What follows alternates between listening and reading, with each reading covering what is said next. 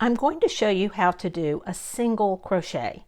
The abbreviation for single crochet is SC, and the symbol for single crochet looks like this. I'm using US crochet terminology. In the UK, this would be called a double crochet. To work single crochet, I've started with a chain. I have 6 chains, and I'm going to work the first row of single crochet into these chains. I have to skip the first chain that's closest to my hook because I can't work into there. I have to have what's called a turning chain. So that first chain counting from my hook, I'm going to skip, and I'm going to single crochet into the second chain from the hook. Notice that this chain actually kind of has 3 parts. It has an upper loop and a lower loop, and then sort of a middle loop that's coming out the center of it. I'm going to insert my hook right above the lowest loop, and when I do that, I end up with 2 loops on top of my hook. So I'm inserting my hook into the second chain from the hook and doing a yarn over. Remember a yarn over and remember what it looks like? I'm going to pull that loop through my chain, and again I'm controlling it with my thumb and my middle finger and pulling that loop up. Then I'm going to do another yarn over and pull it through both loops. Rotate my hook down and pull it through both loops on my hook to complete my first single crochet. I'll reset to do another single crochet. Go into the chain, yarn over, and pull up a loop, then yarn over and pull through 2.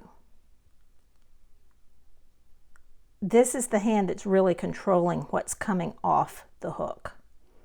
Go into the chain, next chain, yarn over, pull up a loop, then yarn over and pull through 2. I've done 3 single crochets. Go in, yarn over, pull up a loop, yarn over, pull through 2. Now I've done 4 single crochets. I have 1 more single crochet to do because I'm not going to be working into that slip knot. Go into the chain.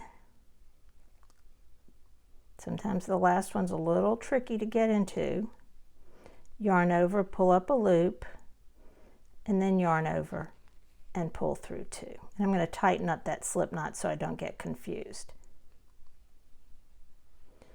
There I have my first 5 single crochets. Now I started with 6 chains, but I only have 5 single crochets. Why is that? Remember that first chain that we skipped? That was a turning chain, and it doesn't count as a stitch. It just enabled us to turn that corner and get around to be able to work the first stitch.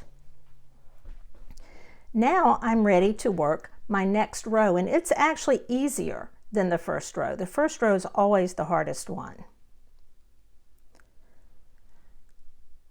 I'm going to turn and chain 1. Now, why did I have to chain? That chain doesn't really count as a stitch, but I had to do what's called a turning chain.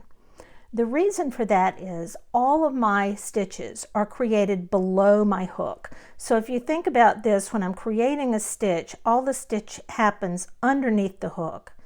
I need that turning chain to climb a little ladder, a little step ladder to get up, get a little height up here so I have space to create my first stitch. But that chain is not going to count as a stitch for single crochet. This row is going to be worked under both loops of my previous row. So you can see that this row of stitches here they look like V's. So the top of my single crochets looked like V's, kind of like my chain did, but a little bit easier to see. So to create my first stitch of my second row, I'm going to insert my hook under both loops of that first stitch.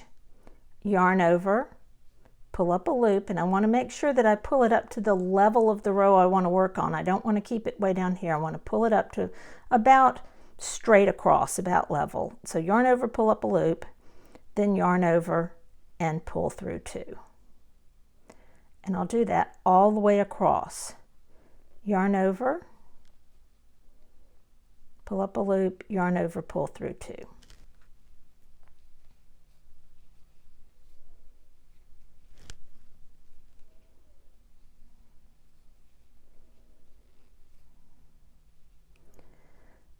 The end of the row can get a little bit tricky. I know that I have 5 stitches and I like to count each time. I can see I've done 1, 2, 3, 4 stitches, and I can see them if I count the legs of the stitches as well. And I need to go under this last stitch, go under both loops, yarn over, pull up a loop, and yarn over and pull through 2. So here I have completed my last stitch of the second row. If you'd like more instruction like this, subscribe to my YouTube channel.